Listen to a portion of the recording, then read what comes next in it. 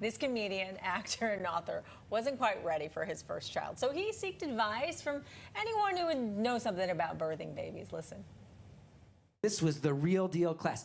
This nurse walks in. She's a very old Long Island battle axe of a nurse. She walks in. She goes, I've been delivering babies in this hospital for 33 years. There's a lot of stuff that makes people freak out. I'm about to tell you all the stuff you need to know so you won't freak out. And then she went and talked for the entire 2 hours.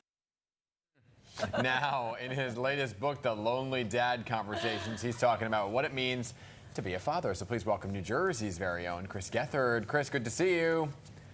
You too. Congrats on becoming a dad. That's Thank awesome. you very much. It's a roller coaster. So how old is your child now? He's about to turn 4 years old. 4 years old. Four going on 14.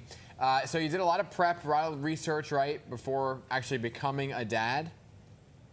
I tried, but I found that there wasn't much out there that rang totally true, and I think that's part of why I'm trying to write a lot about this now is, you know, I think for a lot of dads, we just sort of buckle up and roll with the punches, and it's overwhelming. So the research did not prepare me. So you didn't feel prepared at all then? I tried. I certainly tried. I mean, we took birthing classes. Yeah. We went and saw that nurse that I mentioned in that stand-up bit. We did a 9-week class. I read some books, but I don't know if there's anything that totally prepares you for how blindsided you get when a kid shows up. Oh, exactly. Oh, right? that's for sure. well, your new audio and ebook, The Lonely Dad Conversations, well, they attempt to answer all those questions, especially what it means to be a dad, right? So what did you find while calling on your friends, maybe your family, for answers? Well, I started reaching out to friends when I was writing this book and just said to them, like, there's this weird feeling. It's akin to loneliness. I don't know if I'd call it that. Do you feel it too? And I was so shocked. There were so many of my dad friends that were very quickly like, yeah, I know what you're talking about. I don't know if I'd call it loneliness. I'd call it this. And what I realized very quickly was all of them were like, no one talks to me about this. I don't talk to anybody in my life about this. No one asks me about it. And I don't know how to bring it up with friends. And guys are bad at being friends. And we were all raised by these tough, stoic men of a prior generation. And we're all trying to be more in touch with our emotions. And we don't talk about it. And I found that over and over again, friends from all different walks of life were just ready to spill their guts because it's like this pent up pressure. So it's a very cool experience. I mean, I guess there are more mom versations than there are dad versations. For sure. I mean, right? you know, and Chris, in full disclosure, I'm a single dad. So it's like to find the other men who want to talk about these, you know, I'm logging on to Facebook and there's mom groups and then, you know, there's the mom groups in town. And I'm like, well, what about the men? And so you talk, Chris, about some of your friendships even, right, that kind of changed along the way. Talk about some of that experience. Oh, yeah. I mean, certainly. I had people who I thought were like amongst my closest friends. My son's about to turn 4. They haven't met him yet. There's people in your life, especially guys. Guys are so weird. It's like work-driven friendships or let's talk about sports or our lawns or these very cliche things. And I have friends in my life who aren't dads and aren't interested yet who just went, all right, cool. Yeah, have fun with that. I guess we're just never going to hang out anymore. Yeah. And you start to realize along the way of, oh, there's just people who aren't ready for this in their life, and this is your whole life now.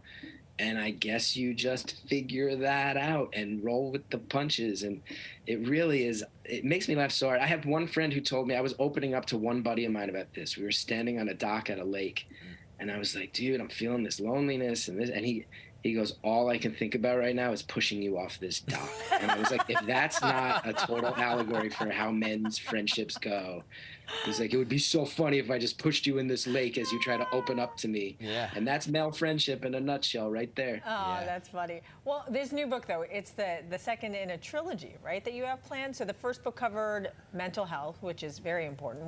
What's your next book going to be about?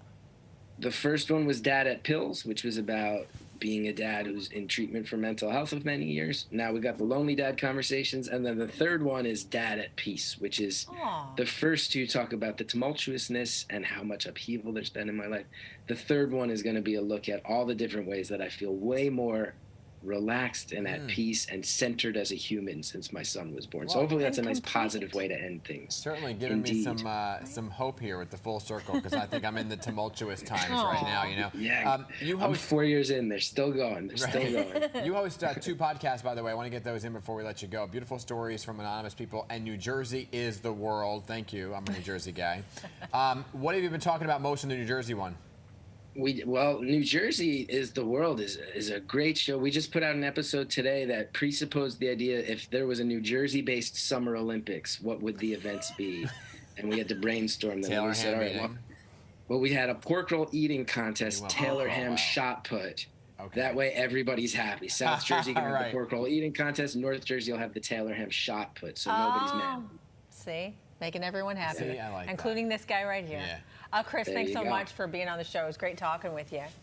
Thank you so much. Congrats again. Thank you. Right back at you. Chris's new audio ebook, The Lonely Dad Conversations, available exclusively on Scribd.